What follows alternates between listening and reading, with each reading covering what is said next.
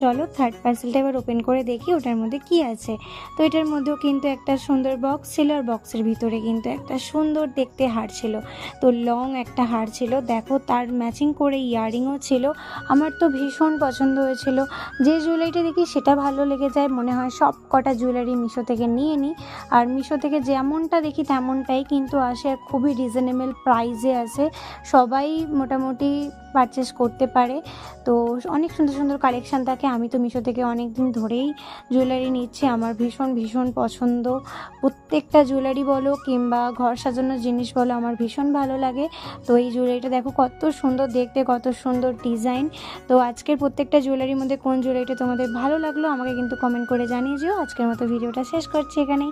ভালো থেকো, সুস্থ থেকো, আর ভালো লাগলে অবশ্যই লাইক কমেন্ট শেয়ার করে, যে ইউটিউব থেকে দেখলে সাবস্ক্রাইব, ফেসবুকে দেখলে একটা ফলো করে দিও। চলো নেক্সট ভিডিওতে আবার খুব তাড়াতাড়ি দেখা হবে। তোমরা সুস্থ থেকো, ভালো থেকো, আজকের মতো